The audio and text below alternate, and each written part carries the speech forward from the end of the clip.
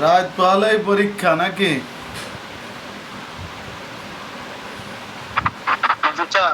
টেনশনে আছি যে কি হয় না হয় পরীক্ষার হলে। আরে প্রশ্ন সহজ হবে, টেনশন কাজ করতেছে। এত এত টেনশনে কোনোই নাই, ইনশাল্লাহ প্রশ্ন সহজ হবে। থেকে যদি প্রশ্ন হয় ধরতে পারি না, এটাই হচ্ছে সমস্যা। পদ্ধতি হ্যাঁ, থেকে যদি প্রশ্ন হয় স্যার ধরতে পারি না আর কি প্রশ্ন। একটু 19-20 তো হবে রে ভাই।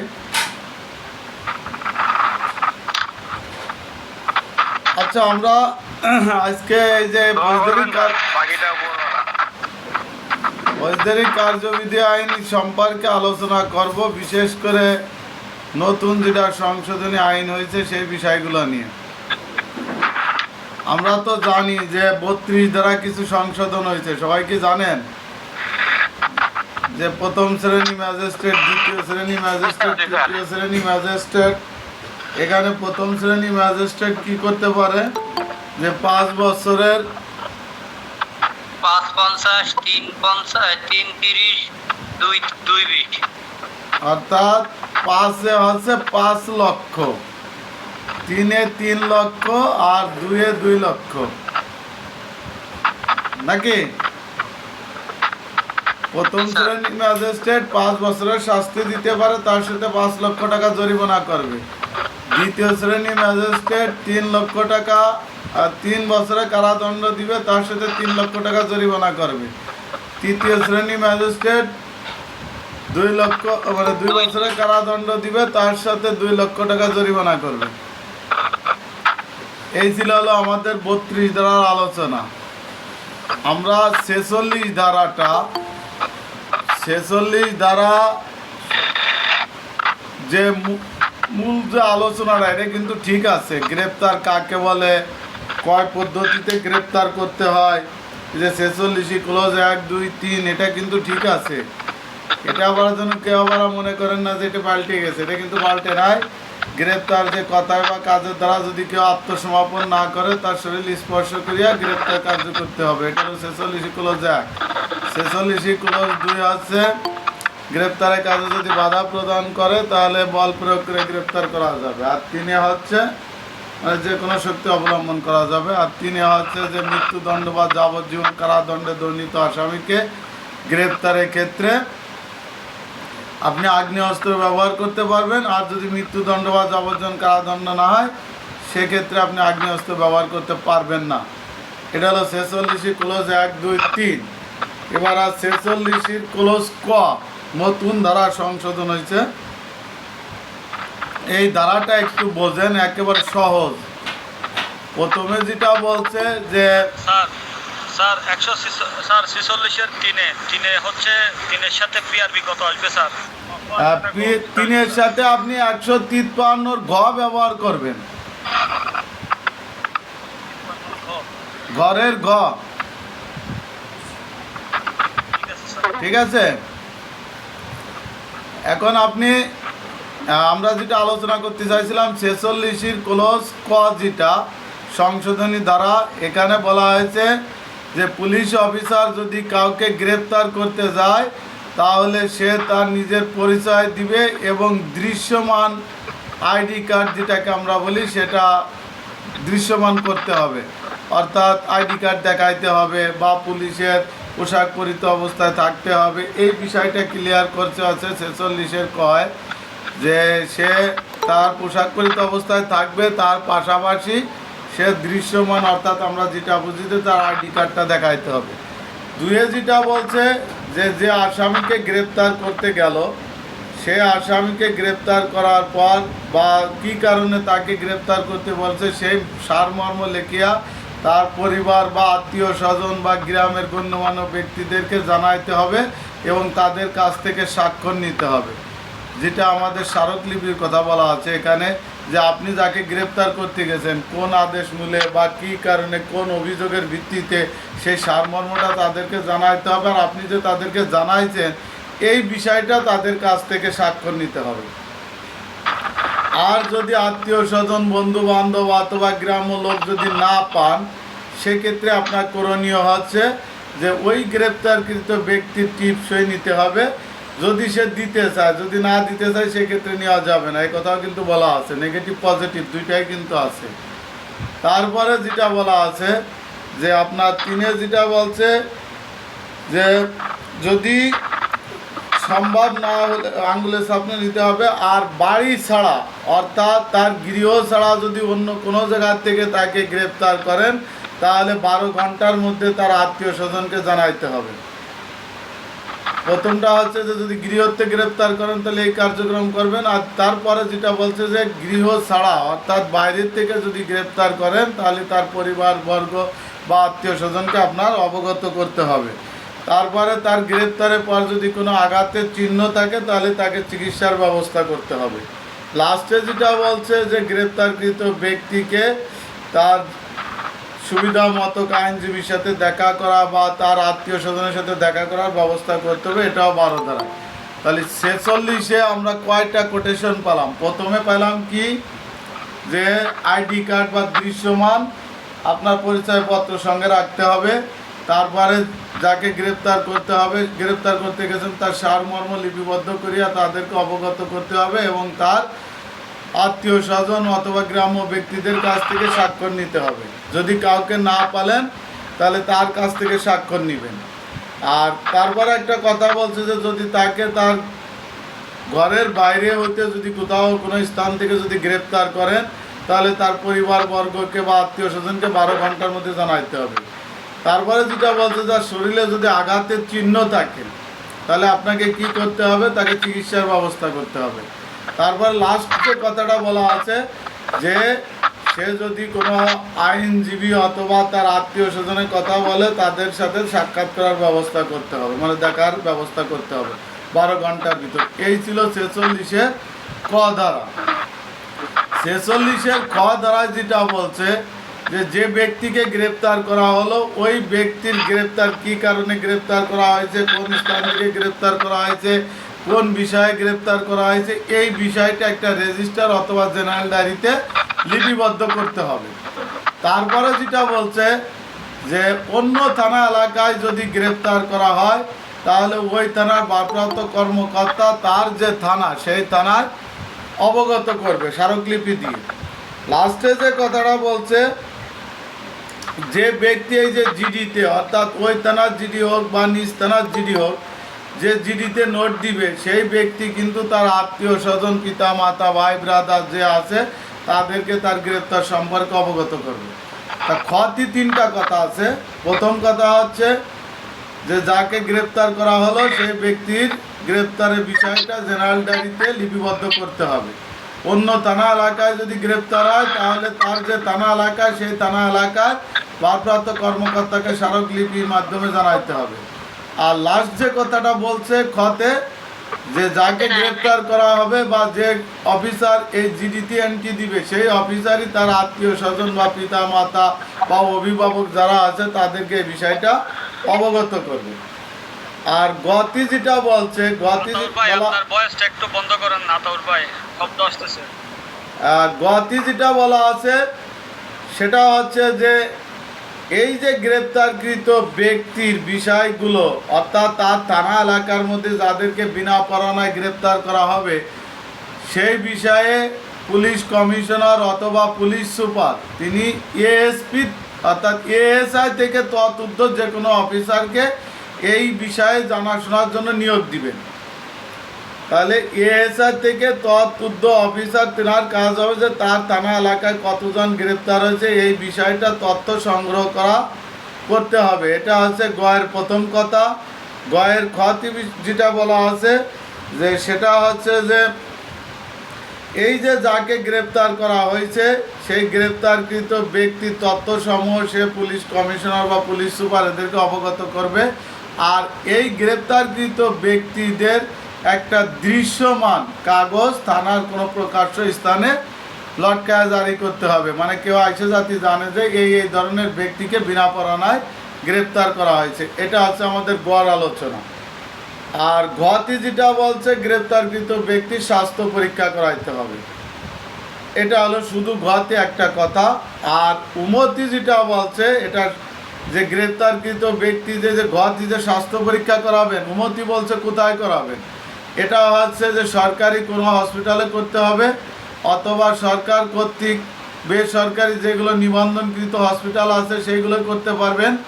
এটা হলো দ্বিতীয় কথা। তৃতীয় কথায় যেটা বলা আছে যে নারী হলে নারী ডাক্তার দিয়ে বা নার্স দিয়ে তাদের চিকিৎসা করাইতে হবে। আর গতি যেটা বলছে এর আরেকটা বিষয় আছে যে সেটা আছে গ্রেপ্তারকৃত ব্যক্তি অসুস্থ হলেও তাকে ম্যাজিস্ট্রেটের সম্মুখে হাজির করতে হবে, ম্যাজিস্ট্রেট তারপরে তাকে চিকিৎসার ব্যবস্থা করবে।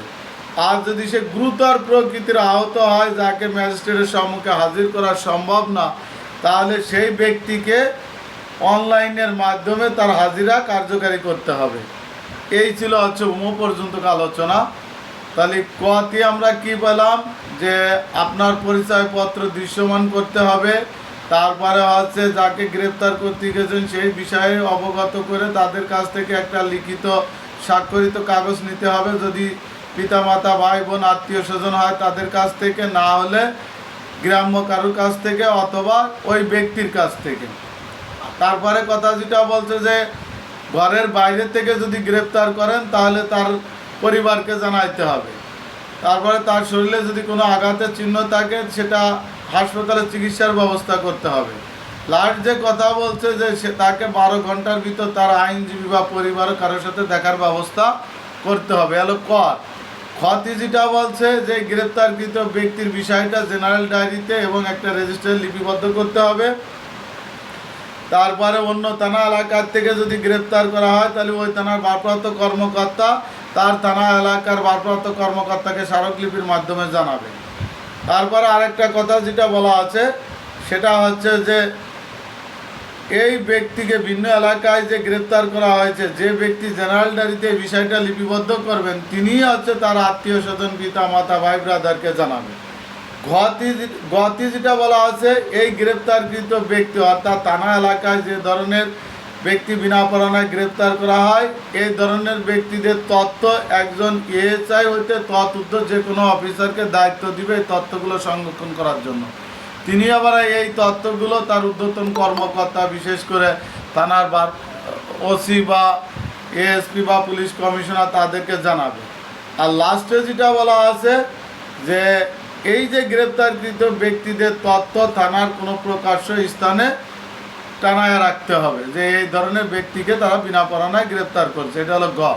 আর লাস্টে ঘতে যেটা বলা আছে গ্রেপ্তারকৃত ব্যক্তিদের কি করতে হবে, চিকিৎসার ব্যবস্থা করতে হবে। আর উমতি বলছে এই চিকিৎসার ব্যবস্থাগুলো কিভাবে করবেন, সরকারি হাসপাতাল যদি না থাকে তাহলে নিবন্ধন যে বেসরকারি হাসপাতালগুলো আছে সেটাই করতে হবে। মহিলাদের ক্ষেত্রে মহিলা নার্স অথবা মহিলা ডাক্তার বা মহিলা পুলিশ এদের মাধ্যমে তার চিকিৎসা করানোর ব্যবস্থা করতে হবে। আর তারপরে যেটা বলছে যে সে যদি নর্মাল আঘাতপ্রাপ্ত হয় তাহলে তাকে থানার ম্যাজিস্ট্রেটের নিকট উপস্থিত করতে হবে, ম্যাজিস্ট্রেট তার চিকিৎসার ব্যবস্থা করবে। লাস্টে উমতি বলছে সে যদি গুরুতর আঘাতপ্রাপ্ত হয় তাকে আদালতে হাজির করা সম্ভব না হলে তার এই হাজিরা বিষয়টা অনলাইনের মাধ্যমে ম্যাজিস্ট্রেটকে অবগত করতে হবে। এই ছিল আমাদের 46 দ্বারা মূলত আলোচনা। আর 47, 48, 49 যে পদ্ধতি সেটা কিন্তু ঠিক আছে, 50 পর্যন্ত ঠিক আছে। 51 দ্বারার কিছু পরিবর্তন আসছে যে যাকে আপনারা গ্রেপ্তার করলেন সেই ব্যক্তির কাছে চুরাই মাল এইগুলো ব্যতীত তার ব্যক্তিগত কিছু মালামাল থাকতে পারে।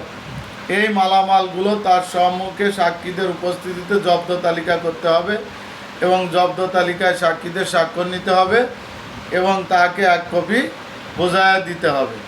এই ছিল হচ্ছে আমাদের 51 দ্বারা সংশোধনী যেটা আলোচনা। 52 যা আছে ঠিক আছে, 53 কোনো পরিবর্তন নাই। 54 দ্বারা হচ্ছে আমাদের বিনা পরোয়ানায় গ্রেপ্তারের কথা বলা আছে। 54 দ্বারায় টোটাল 11টা কোটেশনে বিনা পরোয়ানায় গ্রেপ্তার করা যায়। আগে আমাদের 9টা কোটেশনে বিনা পরোয়ানায় গ্রেপ্তার কথা ছিল, এখন প্রথম 3টা কোটেশনে একটু পরিবর্তন, বাকি যে কোটেশনগুলো আছে অর্থাৎ বাকি 8টা কোটেশনে কোনো পরিবর্তন নাই। প্রথম কোটেশনে যেটা বলা আছে সেটা হচ্ছে যে যদি কোনো ব্যক্তি আমলযোগ্য অপরাধ করে সে অপরাধটা যদি পুলিশের সম্মুখে হয়, এই কথাটুকু নতুন সংযোজন হয়েছে যে কোনো ব্যক্তি যদি আমলযোগ্য অপরাধ করে আর এই অপরাধটা যদি পুলিশের সম্মুখে হয় তাহলে পুলিশ অফিসার তাকে বিনা পরোয়ানায় গ্রেপ্তার করতে পারেন। এটা হচ্ছে 54 ক্লোজ 1। 54 ক্লোজ 2, যে যদি কোনো ব্যক্তি আমলযোগ্য অপরাধ করছে যে অপরাধের জন্য তার শাস্তি 7 বছর হতে পারে, সেই ব্যক্তি যদি তাকে বিনা পরোয়ানায় গ্রেপ্তার যদি না করা হয় তাহলে সে সাক্ষ্য প্রমাণ বিলুপ্ত করতে পারে, সে পলাতক হয়ে যেতে পারে, অথবা আরেকটা কথা এখানে যেটা বলা আছে সেটা হচ্ছে যে সে আলামত নষ্ট করতে পারে। এই জন্য তদন্তকারী কর্মকর্তা প্রয়োজনে তাকে বিনা পরোয়ানায় গ্রেপ্তার করবেন। এটা হচ্ছে 54 ক্লোজ 2। 54 ক্লোজ 2 কোন ক্ষেত্রে? যে যদি কোনো ব্যক্তি পুলিশ অফিসার মনে করে যে সে কোনো আমলযোগ্য অপরাধ করছে, সেই অপরাধটা যুক্তিযুক্ত এবং সন্দেহ সৃষ্টি করছে এবং সেই অপরাধের শাস্তি 7 বছর পর্যন্ত হতে পারে, ওই ব্যক্তিকে যদি গ্রেপ্তার না করলে সে আলামত নষ্ট করতে পারে, তারপরে সে আর কি করতে পারবে, সে পলাতক হতে পারে, অথবা সে সাক্ষ্য প্রমাণ বিলুপ্ত করতে পারে বা পুনরায় আবার অপরাধ করতে পারে। এই ধরনের কাজগুলোর থেকে বিরত রাখার জন্য তাকে 54 ক্লোজ 2 ধারা মোতাবেক বিনা পরোয়ানায় গ্রেপ্তার করা যাবে। 54 ক্লোজ 3-এ বলা আছে যদি কোনো ব্যক্তি কোনো ব্যক্তির বিরুদ্ধে যদি যুক্তিসঙ্গত কোনো অপরাধ করছে বলে এইরূপ কোনো সংবাদ দেয়, সেই সংবাদের ভিত্তিতে যদি উক্ত ব্যক্তির শাস্তি 7 বছর হইতে মৃত্যুদণ্ড বা যাবজ্জীবন হয়, এরূপ অপরাধের সংবাদ পাওয়ার পর পুলিশ অফিসার সেখানে যে যদি দেখে যে অপরাধটি সংগঠিত হয়েছে বা অপরাধ সংগঠনের যুক্তিযুক্ত কারণ ঠিক আছে, তাহলে ওই ব্যক্তিকে বিনা পরোয়ানায় গ্রেপ্তার করতে পারবেন। এটা ছিল 54 ক্লোজ 3। আর 54 ক্লোজ 4, 5, 6, 7 এই যে 2 ধারা ঘর ভাঙা যন্ত্রপাতি পাওয়া গেলে, 3 ধারা আছে ঘোষিত অপরাধী হলে, 4 নম্বর আছে আইনসঙ্গত কাজে বাধা প্রদান করলে, 5-এ আছে চুরাই মাল পাওয়া গেলে, 6-এ আছে বাংলাদেশের এই যে সিস্টেমগুলো আগের যে আপনার 8-9টা কোটেশন ছিল, 1 বাদে 2, 3 বাদে, তারপরে 2-এর থেকে হলো 2 যাতে 4 থেকে 2 থেকে 11 পর্যন্ত আপনারা লিখে যাবেন। এই ছিল হচ্ছে আমাদের 54 ধারা মূলত আলোচনা। তাহলে 54 ধারার 3টা বিষয়। 54 ক্লোজ 1-এ বলছে যে যদি কোনো ব্যক্তি আমলযোগ্য অপরাধ করে সে অপরাধটা পুলিশের সম্মুখে হইতে হবে, তাহলে পুলিশ অফিসার তাকে বিনা পরোয়ানায় গ্রেপ্তার করবে। এটা হলো 54 ক্লোজ 1।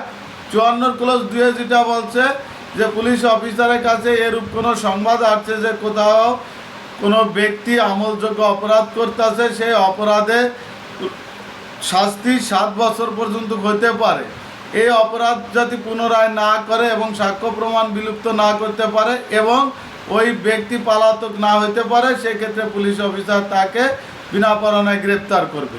আর 3য় যেটা বলছে যে কোনো ব্যক্তির অভিযোগের প্রেক্ষিতে হোক বা কোনো ব্যক্তির আবেদনের প্রেক্ষিতে হোক, তখন পুলিশ অফিসার দেখবে যে সেই ব্যক্তি কী ধরনের অপরাধ করছে। যে অপরাধ যদি 7 বছর হতে মৃত্যুদণ্ড বা যাবজ্জীবন কারাদণ্ড হয়, তাহলে এইরূপ অপরাধ যদি যুক্তিযুক্ত হয় তাহলে পুলিশ অফিসার ওই ব্যক্তিকে বিনা পরোয়ানায় গ্রেপ্তার করতে পারবেন। এটা হচ্ছে ক্লোজ 3। এই 3টা ধারা কিছুটা পরিবর্তন। এরপরে বাকি যে আমাদের 8টা কোটেশন আছে, 8টা কোটেশন পরপর লিখে যাবেন। এটা ছিল আমাদের 54 ধারা মূলত আলোচনা। আর এরপরে 54 ক্লোজ কতি যেটা বলছে, যা আমরা ফৌজদারি কার্যবিধি আইনের 80 ধারায় দেখতে পাই, যে যাকে আপনি গ্রেপ্তার করতে গেছেন তাকে গ্রেপ্তারের সারমর্ম দেখাইতে হবে বা জানাইতে হবে। এখানেও 54 ক্লোজ শর্ট টাইপের কতি বলছে যে আপনি যাকে বিনা পরোয়ানায় গ্রেপ্তার করবেন তাকে গ্রেপ্তারের সারমর্ম জানাইতে হবে। এটা হচ্ছে 54 শর্ট টাইপের ক। আর গ্রেপ্তার মানেই তো আমরা জানি PRB 316 বিধি ব্যবহার করতে হবে। এই ছিল আমাদের 54 ক্লোজ ক পর্যন্ত। আর এরপরে একটা ধারা নতুন সংযোজন হয়েছে, সেটা আছে 67 ধারা। এই যে আপনার 67 শর্ট টাইপের ক ধারা, এই যে 66 ধারা 67 ধারা মূল যে ধারাগুলো এটা কিন্তু বহাল আছে। 66 ধারা কিন্তু একটা গুরুত্বপূর্ণ ধারা, যে আইন হেফাজত হইতে যদি কোনো আসামি পলায়ন করে বা পুলিশ হেফাজত হইতে যদি কোনো আসামি পলায়ন করে বা অ্যাজ আর স্কোয়াড কমান্ডার হিসেবে আপনি আছেন, আপনার কাছ থেকে যদি কোনো আসামি পলায়ন করে তাহলে তাকে অনুসরণ করে বাংলাদেশের যে কোনো স্থান হতে আপনি গ্রেপ্তার করতে পারবেন। এটা কিন্তু 66 দ্বারা আলোচনা।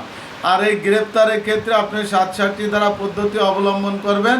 আর এই 67 দ্বারা পদ্ধতি হচ্ছে আপনার ফৌজদারি কার্যবিধি আইনের 47, 48, 49 দ্বারা যে বিধিবিধান আছে সেই বিধান অনুসারে গ্রেপ্তার করবেন। এটা ছিল হচ্ছে 67 দ্বারার মূল আলোচনা। আর 67 শর্ট টাইপের কতি যেটা বলছে যে ব্যক্তিকে আপনি এই যে 54 দ্বারায় গ্রেপ্তার করে ম্যাজিস্ট্রেটের নিকট হাজির করলেন, ম্যাজিস্ট্রেট তখন দেখবে যে আপনি নিয়মিতভাবে অর্থাৎ আইন শৃঙ্খলা পরিস্থিতি যেভাবে আপনার গ্রেপ্তার করার কথা সেইভাবে আপনি গ্রেপ্তার করছেন কিনা। যদি সেইভাবে গ্রেপ্তার করেন তাহলে কোনো সমস্যা না। আর যদি গ্রেপ্তারের ক্ষেত্রে যদি আইন বহির্ভূতভাবে যদি আপনি গ্রেপ্তার করেন তাহলে আপনার বিরুদ্ধে বিভাগীয় ব্যবস্থা আপনার সার্ভিসের যে গোপনীয় বার্ষিক প্রতিবেদনে আপনার বিরূপ মন্তব্য লেখার জন্য নির্দেশ দিবেন। এটা আছে 67 শর্ট টাইপের ক দ্বারা। অর্থাৎ আপনি নিয়ম মেনে যদি যে 54 দ্বারা যে বিধান সেই বিধান মেনে যদি আপনি তাকে বিনা পরোয়ানায় গ্রেপ্তার করে থাকেন তাহলে কোনো সমস্যা নাই। আর এই নিয়মের ব্যত্যয় ঘটিয়া আপনি হয়রানিমূলকভাবে বা আপনি বেআইনিভাবে যদি কাউকে গ্রেপ্তার করেন তাহলে আপনার শাস্তির কথা বলা আছে 67 শর্ট টাইপের কতে। এরপরে 69 ক্লোজ 4 একটা নতুন ধারা সংযোজন হয়েছে সমনের ক্ষেত্রে। আগে তো 3টা ছিল, এখন 4ই বলছে যে সমন জারি করতে হলে আপনি ইলেকট্রনিক অর্থাৎ মোবাইলে SMS এর মাধ্যমে বা মোবাইল ফোন করিয়া অথবা ইমেলের মাধ্যমে আপনি এই সমন জারি করতে পারবেন। আর আগে তো ছিল আপনি ডাকযোগে জারি করতে পারবেন। এই 69 ক্লোজ 4ই নতুন একটা ধারা এখানে সংযোজন করা হয়েছে। আর 70 ধারার একটা কথা এখানে পরিবর্তন আসছে, আপনারা জানেন কিনা জানি না। আগে ছিল সাবালক পুরুষ, এখন এই সাবালক পুরুষের সাথে নারীও ব্যবহার করতে হবে। এটা হচ্ছে 70 ধারার আলোচনা। যে 70 ধারা একটা কথা পরিবর্তন, আগে ছিল যে সাবালক যদি ওই ব্যক্তিকে না পাওয়া যায় তাহলে ওই বাড়িতে সাবালক পুরুষ আছে তার নিকট সমন দিয়া সমন জারি করতে হবে। আর এখন বলছে সাবালক পুরুষ ও নারীর কাছে আপনি সমন দিয়া সমন জারি করতে পারবেন। এটা ছিল হচ্ছে আমাদের 70 ধারার মূলত আলোচনা। এরপরে আমাদের নতুন ধারা সংযোজন আসছে 167 ক্লোজ 2, অর্থাৎ যে আসামিকে আপনি রিমান্ডের জন্য আবেদন করছেন আদালত ওই আসামিকে 15 দিন পর্যন্ত রিমান্ড মঞ্জুর করতে পারবেন। আর এই রিমান্ড মঞ্জুর করার আগে আপনাকে আসামিকে কি করতে হবে, পরীক্ষা নিরীক্ষা করে আপনার নিকট প্রেরণ করবেন যে তার শরীরে কোনো আঘাতের চিহ্ন আছে কিনা বা কোনো মারধরের চিহ্ন আছে কিনা, এটা পরীক্ষা নিরীক্ষা করে তারপরে আপনাকে কি দিবে, রিমান্ড দিবে। আর রিমান্ড শেষ হওয়ার পরে আপনি দ্রুত আদালতে প্রেরণ করবেন। আদালতে আসামি হাজির করার পর আদালত আবার পুনরায় ওই আসামিকে কি করবে, চিকিৎসকের নিকট প্রেরণ করিয়া তার শরীরে কোনো আঘাতের চিহ্ন আছে কিনা সেই বিষয়টা কি করবেন, লিপিবদ্ধ করবেন। আর এই চিকিৎসার প্রতিবেদনে যদি জানা যায় যে আপনি অভিযুক্ত আসামিকে নির্ধারিত যে প্রমাণ পাওয়া যায় তাহলে তাকে মারধর করেছেন তাহলে আপনার বিরুদ্ধে আইনানুগ ব্যবস্থা নেবে। এটা ছিল 67 ধারার মূলত 2-এর আলোচনা, 2-এর শর্ট টাইপের কতে। তাহলে প্রথম কি পেলাম যে আপনাকে রিমান্ডে দেওয়ার পূর্বে কি করবে, ওই আসামিকে একজন ডাক্তার দিয়ে পরীক্ষা নিরীক্ষা করে আপনাকে রিমান্ডে দিবে।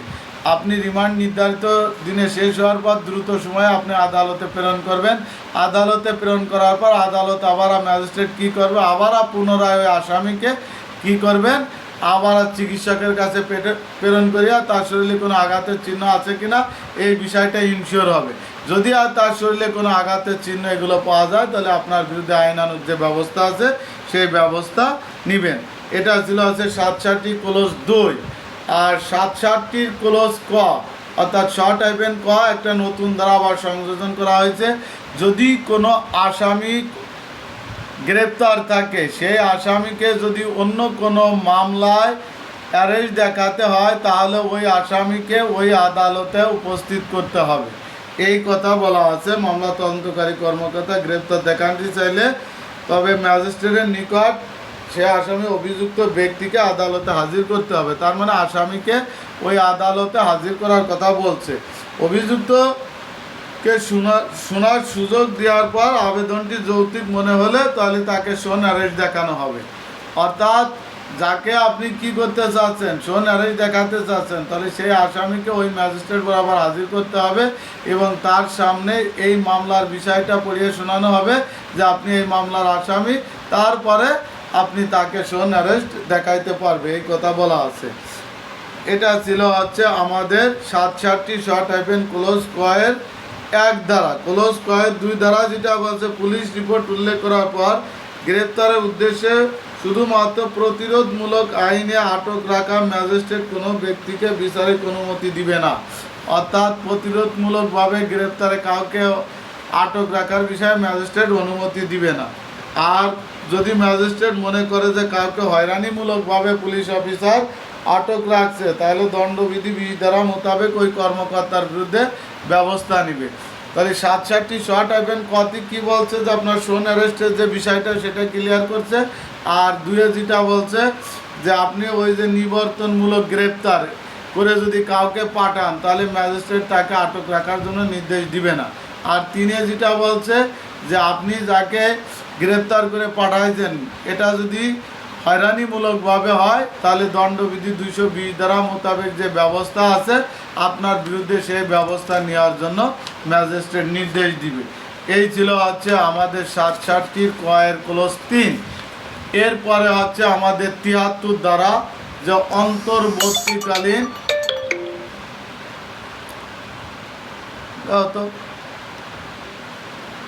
অন্তর্বর্তীকালীন যেটা আমাদের তদন্ত প্রতিবেদন, এই বিষয়টা একটু আপনাদের ক্লিয়ার করি যে অন্তর্বর্তীকালীন তদন্ত হচ্ছে একটা মামলা তদন্ত চলাকালে অবস্থায় পুলিশ সুপার বা পুলিশ কমিশনার মধ্যবর্তী সময়ে তদন্তকারী কর্মকর্তাকে একটা রিপোর্ট দাখিল করার জন্য নির্দেশ দিবেন।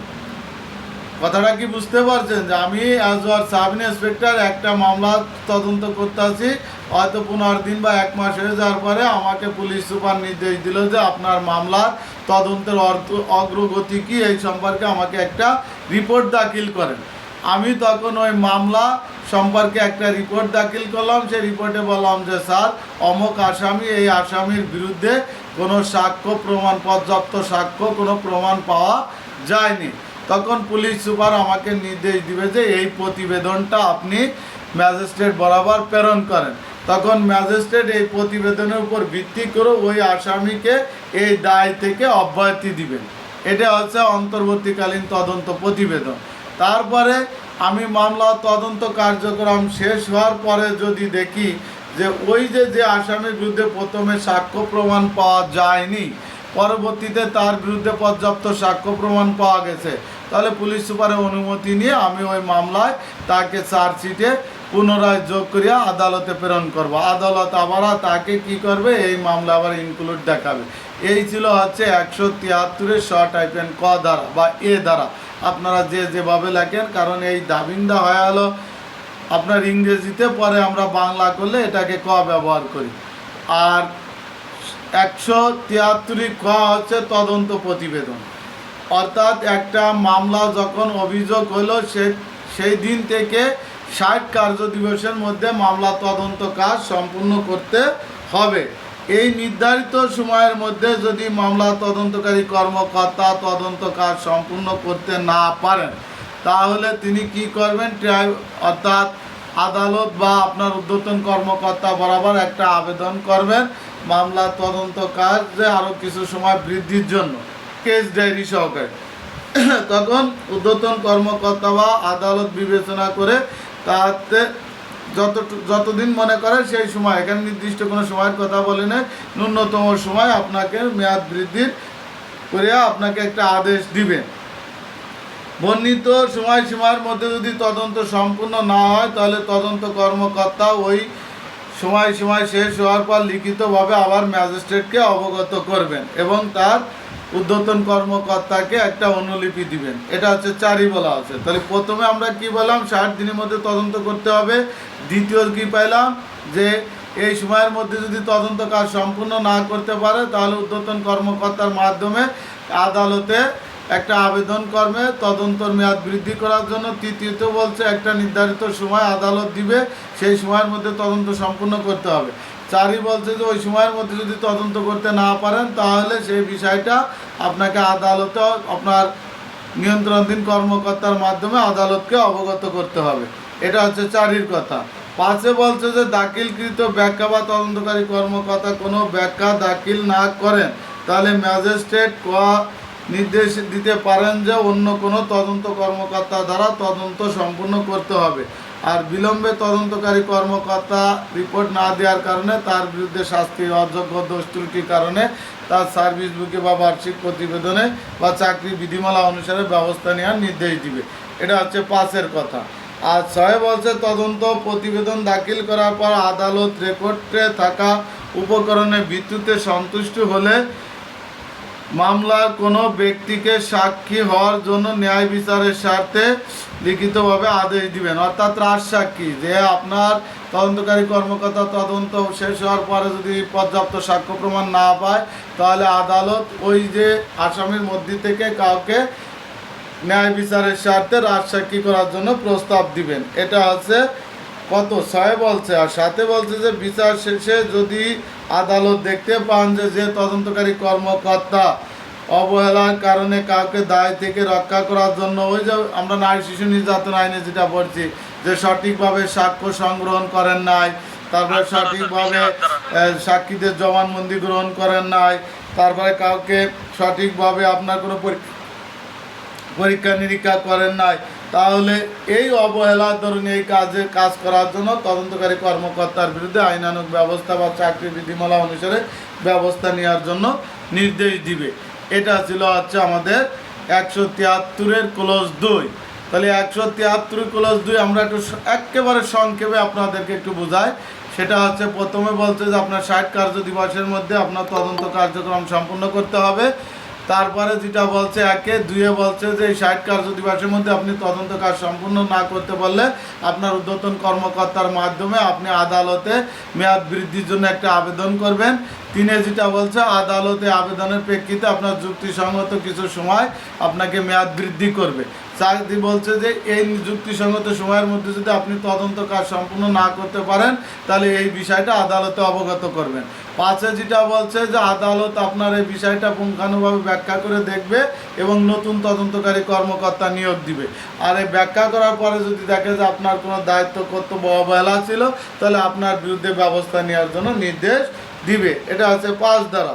6 ধারা হচ্ছে যে আদালতকে আপনি যে তদন্ত প্রতিবেদন দাখিল করেছেন সেই তদন্ত প্রতিবেদনে আপনার কোনো উপকরণের মাধ্যমে দেখা গেল যে আপনি কাউকে অর্থাৎ আসামিকে সাক্ষী ন্যায় বিচারের সাথে সাক্ষী হওয়ার জন্য প্রস্তাব করছেন, তখন আদালত তাকে সাক্ষী হওয়ার জন্য নির্দেশ দিবে। সাথে যেটা বলছে যে এই মামলা রায় দেওয়ার সময় যদি দেখতে পায় যে মামলা তদন্তকারী কর্মকর্তা ওই আসামিকে বাঁচানোর জন্য পর্যাপ্ত সাক্ষ্য প্রমাণ সংগ্রহ করে নেয়, তারপরে আপনার আলামত সংগ্রহ করে নেয়, আলামত পরীক্ষা নিরীক্ষা করে নেয় এবং আপনার আরেকটা বিষয় আছে সাক্ষীদের সঠিক জবানবন্দি গ্রহণ করে নেয়, তাহলে আদালত ওই তদন্তকারী কর্মকর্তার বিরুদ্ধে সরকারি চাকরির বিধিমালা অনুসারে ব্যবস্থা গ্রহণের জন্য নির্দেশ দিবে। এই ছিল 173-এর ক্লোজ খ। আর কত অন্তর্বর্তীকালীন কত হচ্ছে আপনার তদন্ত পদ্ধতি। আবার এই তদন্ত পদ্ধতিটা আরেকবার আমি রিপ্লে করি। প্রথম আছে 60 কার্য দিবসের মধ্যে তদন্ত সম্পূর্ণ করতে হবে। দ্বিতীয় বলছে যে 60 কার্য দিবসের মধ্যে যদি আপনি তদন্ত কাজ সম্পূর্ণ না করতে পারলে আপনার ঊর্ধ্বতন কর্মকর্তার মাধ্যমে আপনি একটা আবেদন করবেন, আদালত আপনাকে একটা ন্যূনতম সময় দিবে। 3-এ বলছে যে এই ন্যূনতম সময়ের মধ্যে আপনার তদন্ত কাজ সম্পূর্ণ করতে হবে। 4-ই বলছে যে এই সময়ের মধ্যে যদি আপনি তদন্ত কাজ সম্পূর্ণ না করতে পারেন তাহলে কর্তৃপক্ষের মাধ্যমে আপনি আদালতকে অবগত করবেন। 5-এ যে আপনি যে বিষয়টা অবগত করলেন সেটা বিচার বিশ্লেষণ করে দেখবে আপনার এই কী কারণে আপনি তদন্ত কাজ সম্পূর্ণ করতে পারেন না। যদি আপনার ব্যাখ্যা যদি সন্তোষজনক না হয় তাহলে আপনার বিরুদ্ধে চাকরি বিধিমালা অনুসারে প্রয়োজনীয় ব্যবস্থা নেওয়ার জন্য নির্দেশ দিবে এবং নতুন আয়োগ এখানে কি করবে, নিয়োগ করবে। আর ছয়ে যেটা বলছে যে আপনি তদন্ত প্রতিবেদন দেখা গেছে 4 ধারা বা 5 ধারা অনুসারে দিয়ে দিচ্ছেন, দেওয়ার পরে সেখানে উল্লেখ করছেন যে পর্যাপ্ত সাক্ষ্য প্রমাণ না থাকার কারণে আসামি অমুককে ন্যায় বিচারের স্বার্থে রাজসাক্ষী করা যেতে পারে, তখন ছয়ে তাকে রাজসাক্ষী করলো। সাথে হচ্ছে মামলার বিচার কার্যক্রম সম্পূর্ণ করার পূর্বে আদালত দেখলো যে আপনি যাকে রাজসাক্ষী করছেন তাকে আপনি বাঁচানোর জন্য করছেন, কারণ আপনি পর্যাপ্ত সাক্ষ্য প্রমাণ সংগ্রহ করেন নাই, আলামত সংগ্রহ করেন নাই, আলামত পরীক্ষা নিরীক্ষা করেন নাই, তারপর যে ধরনের সাক্ষীকে জবানবন্দি নেওয়ার কথা ছিল আপনি সেই ধরনের সাক্ষীর জবানবন্দি নেন না, তখন আদালত কি করবে, আপনার বিরুদ্ধে চাকরি বিধিমালা অনুসারে আবার প্রয়োজনীয় ব্যবস্থা গ্রহণ করার জন্য নির্দেশ দিবে। এই ছিল 173 শ টাইপের খ ধারা। এরপরে ছিল আমাদের 300 আর 173 মানে তো আমরা জানি পিআরবি 272, আর যদি ফাইনাল রিপোর্ট দেন 275। এরপরে হচ্ছে আমাদের 339 শ টাইপের ক। এই কয়ের ক্লোজ একে যেটা বলা আছে যে আগে তো আপনার 87 এবং 88 দ্বারা বিধানে আসামির অনুপস্থিতিতে বিচার কার্যক্রম সম্পূর্ণ করা যেত, এখন বলছে যে ফৌজদারি কার্যবিধি আইনের 87 ও 88 দ্বারা বিধান প্রযোজ্য নয়, অর্থাৎ আপনার এই হুলিয়া আর কোরকের বিধান তারা এই আইন থেকে অব্যাহতি দিচ্ছে, যেটা আপনাকে এখানে বলছে যে আসামির অনুপস্থিতি বিচারের ক্ষেত্রে আপনার 87 ধারা এবং 88 ধারার বিধান প্রযোজ্য হবে না। মামলা চার্জশিট দেওয়ার পরে আদালত যদি দেখে যে আসামি পলাতক রয়েছে, তাকে গ্রেপ্তার করা সম্ভব না, তাকে কোনোভাবে মামলা তদন্তকারী কর্মকর্তা গ্রেপ্তার করতে পারেন না, তখন আদালত কি করবে, ওই ব্যক্তিকে একটা ন্যূনতম সময়ের কথা বলছে, এখানে কিন্তু সঠিক সময় বলে নাই যে 20 দিন বা 30 দিন এরকম বলে নাই, ন্যূনতম সময়ের মধ্যে ওই আদালতে হাজির হওয়ার জন্য একটা দৈনিক পত্রিকা বা অনলাইনের মাধ্যমে বা সামাজিক যোগাযোগের মাধ্যমে একটা প্রতিবেদন পেশ করবেন। ওই প্রতিবেদনের নির্ধারিত সময়ের মধ্যে যদি উক্ত ব্যক্তি আদালতে হাজির না হয় তাহলে তার অনুপস্থিতিতে বিচার কার্যক্রম সম্পূর্ণ করবে।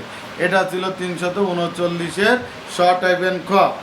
আর ওই যদি ওই ব্যক্তি উক্ত আদেশ মেনে না চলে তাহলে অনুপস্থিতি বিচার কার্যক্রম চলবে। আর একটা বিষয় এখানে ছিল 2-এ, সেটা হচ্ছে যে যদি ওই ব্যক্তি আদালতে হাজির হওয়ার পরে যদি সে অনুপস্থিত থাকে তাহলে তার ক্ষেত্রে এই প্রযোজ্য হবে না, তার অনুপস্থিতিতেই বিচার কার্যক্রম পরিচালনা করা হবে। এটা ছিল 339 ধারার আলোচনা। এই ছিল মোটামুটি আমাদের ফৌজদারি কার্যবিধি আইনের নতুন যে ধারা সংযোজনগুলো ছিল সেই বিষয়গুলো নিয়ে আলোচনা। তা আপনারা কি এখানে কারো কোনো প্রশ্ন আছে কি না?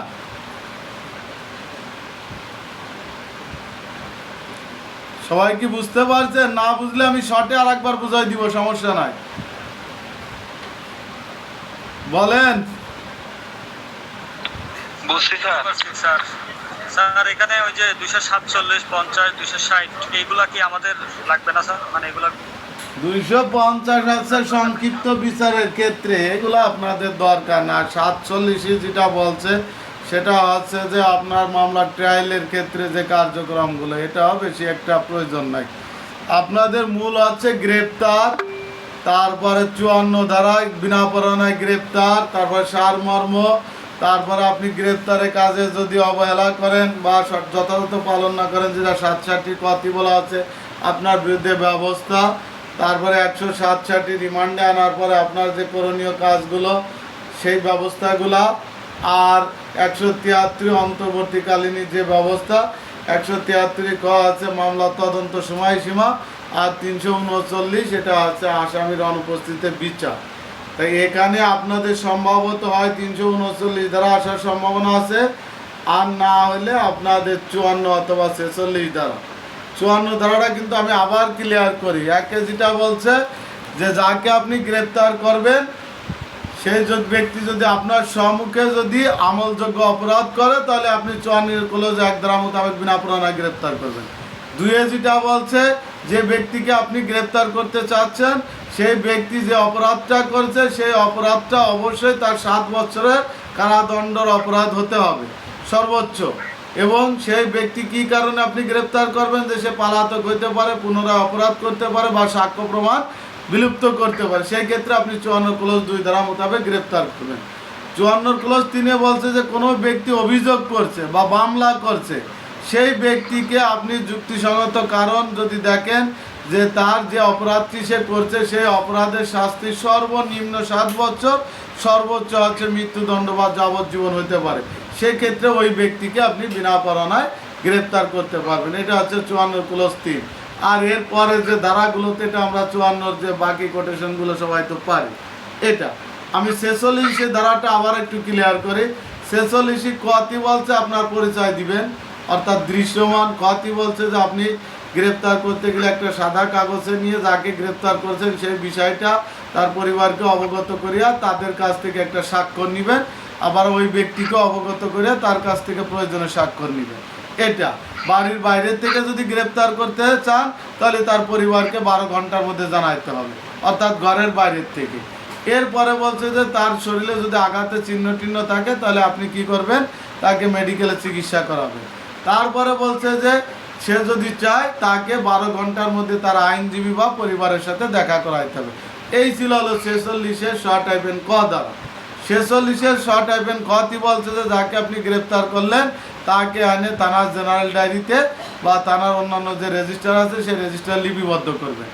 আর এই ব্যক্তি যদি ভিন্ন এলাকায় গ্রেপ্তার হয়, অর্থাৎ আপনার থানার বাইরে যদি অন্য এলাকার আসামি হয়, তাহলে ওই থানার ভারপ্রাপ্ত কর্মকর্তাকে আপনার জানাইতে হবে, পাশাপাশি তার পিতা মাতা আত্মীয় স্বজনকেও জানাইতে হবে। এটা বলা হচ্ছে হলো আপনার 46 খতি যেটা বলছে। 46 গতি যেটা বলছে যে আপনার এই যে গ্রেপ্তারকৃত ব্যক্তি ওই গেল রে ভাই, হ্যাঁ 46 গতি যেটা বলছে যে ব্যক্তিকে গ্রেপ্তার করা হলো, এই ব্যক্তিদের যাদের গ্রেপ্তার করা হয় এই বিষয়ে থানায় একজন এএসআই থেকে তদুর্ধ্ব অফিসার অ্যাসাইনমেন্ট করতে হবে, অর্থাৎ নিয়োগ দিতে হবে যে তারা প্রতিদিন কে গ্রেপ্তার হলো এই বিষয়টা একটা রেজিস্টার লিপিবদ্ধ করবে এবং ঊর্ধ্বতন কর্মকর্তাকে জানাবে, এবং থানায় কোনো একটা জায়গায় এদের নাম ঠিকানা দৃশ্যমান করতে হবে যে অমুককে গ্রেপ্তার করে নেওয়া হয়েছে, অর্থাৎ তার কোনো আত্মীয় স্বজন আসলে যেটা ওটা দেখে বুঝতে পারে যে আমার ভাই বা আমার আত্মীয় স্বজন এখানে গ্রেপ্তার আছে। এটা হচ্ছে গড় কথা। আর গড় হচ্ছে যাকে গ্রেপ্তার করবেন তার কে কী করতে হবে, চিকিৎসার ব্যবস্থা করতে হবে।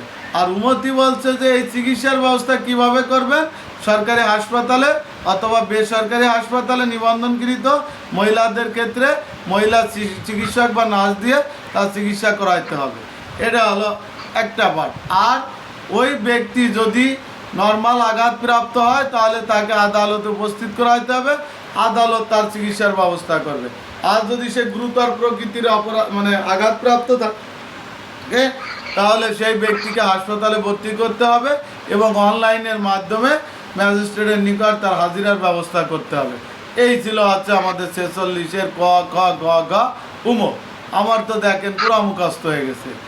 54 ধারা আর 51 ধারা যেটা বলছে সেটা হচ্ছে যে যাকে গ্রেপ্তার করবেন তার কি কি মালামাল পাওয়া গেছে সেই মালামালের তালিকা তাকে দিবেন এবং সাক্ষীদের একটা স্বাক্ষর নেবেন, তার একটা স্বাক্ষর নেবেন। এটা আর 54 শর্ট টাইপেন কতি যেটা বলছে যে বিনা পরোয়ানায় যাকে গ্রেপ্তার করতে চান তাকে গ্রেপ্তারের সারমর্ম জানাইতে হবে। আর 67 ধারা যেটা বলছে যে আদালত যে ব্যক্তিকে বিনা পরোয়ানায় গ্রেপ্তার করার পর হাজির করলেন, আদালত সেই ব্যক্তির কাছে জানবে যে এটাকে নিয়ম মাফিক আপনাকে গ্রেপ্তার করছে। যদি নিয়ম মাফিক গ্রেপ্তার করেন তাহলে ভালো কথা, আর নিয়মের বহির্ভূত গ্রেপ্তার করলে আপনার বিরুদ্ধে প্রয়োজনীয় বিভাগের যে ব্যবস্থা সেটা নেওয়ার জন্য বলছে। এটা হচ্ছে 67 ধারা।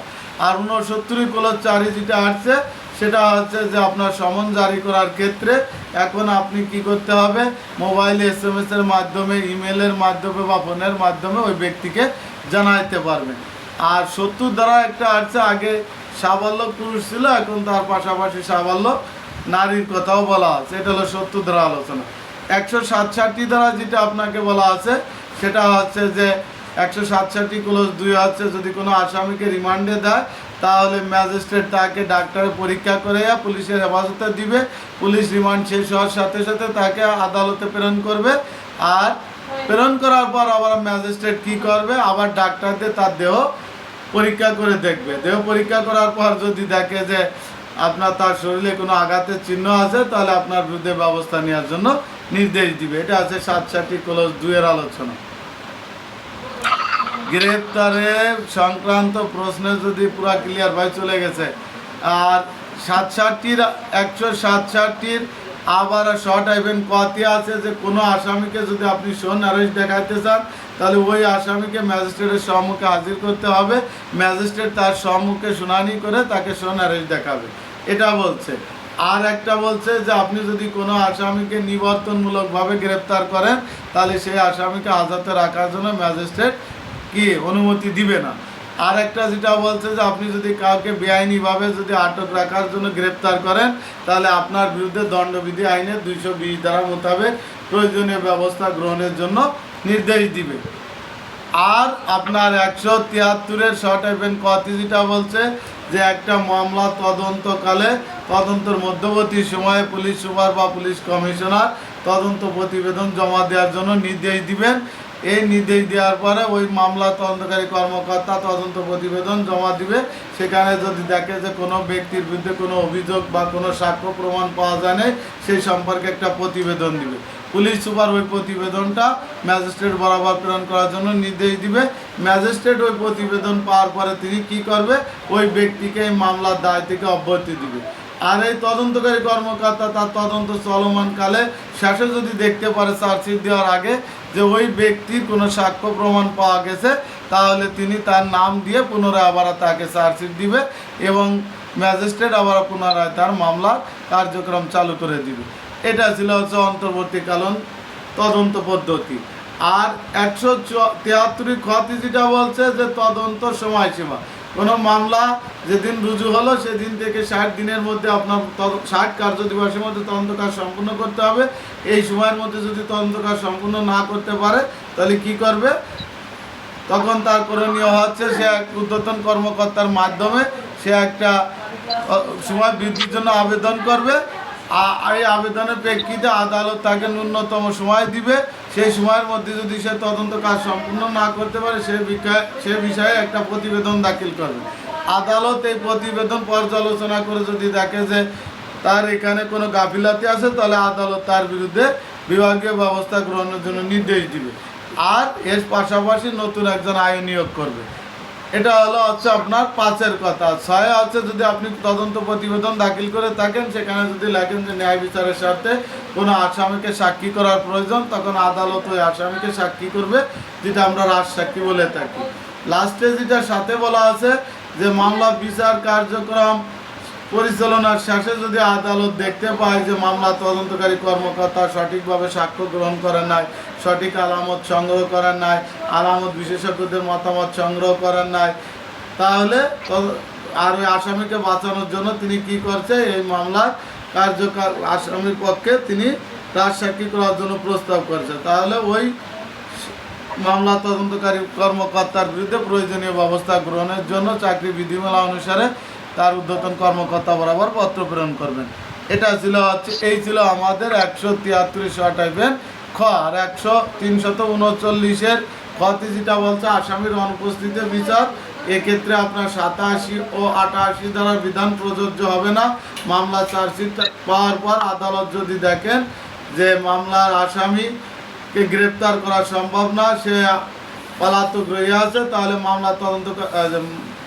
মামলা যে ম্যাজিস্ট্রেট তিনি কি করবেন, একটা দৈনিক পত্রিকায়, জাতীয় পত্রিকায় বিজ্ঞপ্তি, পাশাপাশি অনলাইনে বা সামাজিক যোগাযোগ মাধ্যমে ন্যূনতম সময়ের মধ্যে আদালতে হাজির হওয়ার জন্য বিজ্ঞপ্তি প্রকাশ করবেন। এই সময়ের মধ্যে যদি উক্ত ব্যক্তি আদালতে হাজির না হয়, তাহলে তার অনুপস্থিতিতে বিচার কার্যক্রম পরিচালনা করবে। এই ছিল আমাদের 339-এর শর্ট ইভেন্ট খ। এই ছিল আমাদের আপনাদের যে নতুন যে আপনার ফৌজদারি কার্যবিধির যে আইনগুলো সংশোধন করা হয়েছে, সেই আইন সম্পর্কে আলোচনা। কারণ আপনাদের কি কারো কিছু বলার আছে? আমি কিন্তু 2বার রিপিট করলাম।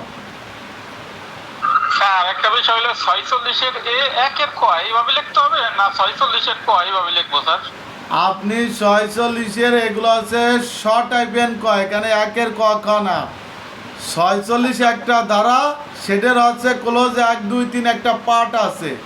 আর এই 46 পরে একটা যখনই মনে করবেন যে নতুন কোনো আইন সংযোজন হয় তখন ওইটার পাশাপাশি শ টাইপের ক ব্যবহার করা হয়। ক খ গ ঘ উম চ ছ জ ঝ এইভাবে আপনাকে শ টাইপের ক ব্যবহার করতে হবে। ঠিক আছে স্যার। এটাই। আর কারো কোনো প্রশ্ন?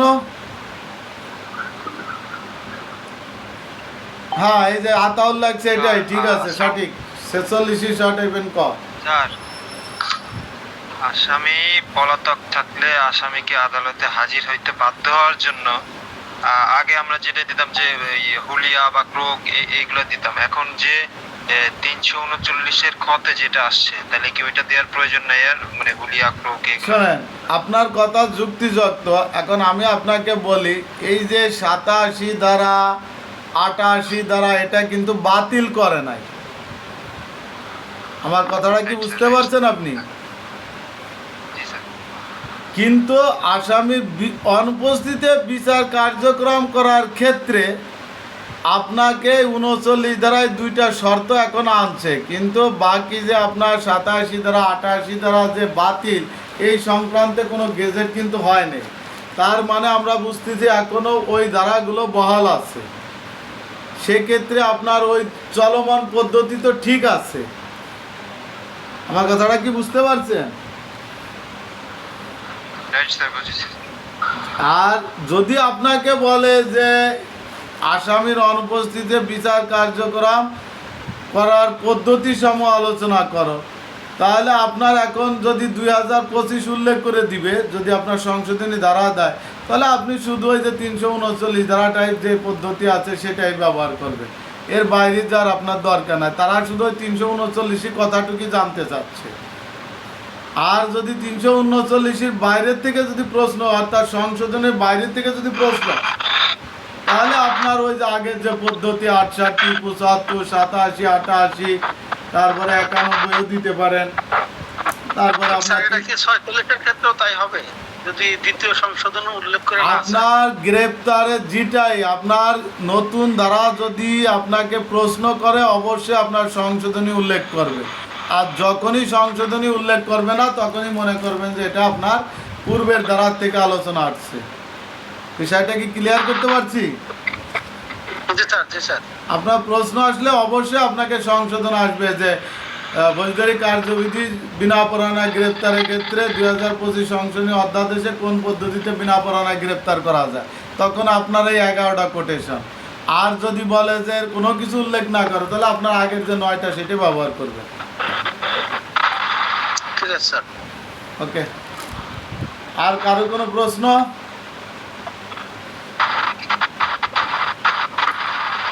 আরেকটা বিষয়, আমি এই যে 101টা একটা সাজেশন দেওয়া আছে, আপনারা আবারও বলি এখানে একটু দেখে যাবেন। এখান থেকে আমার দৃঢ় বিশ্বাস আপনার 6-7টা প্রশ্ন পাবেন, আরও বেশিও পেতে পারেন আশা করি।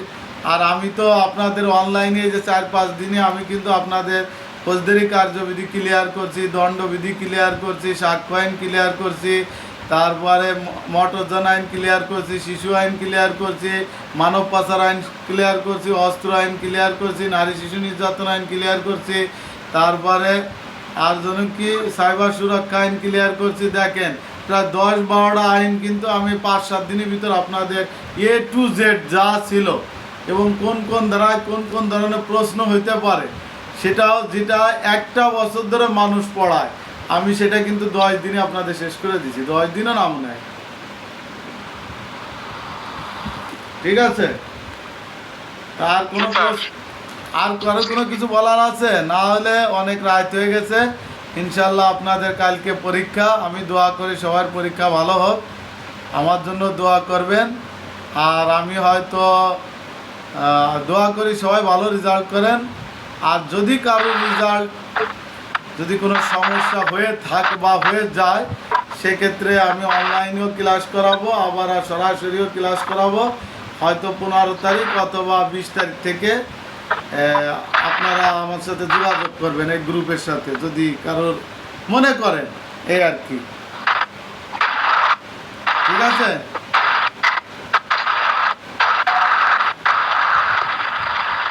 তাহলে আজকে এই পর্যন্ত রাখি, ঠিক আছে? সবার জন্য শুভ কামনা রইল, আশা করি সবার পরীক্ষা ভালো হবে, এই কামনা রেখে শেষ করলাম। আল্লাহ হাফেজ।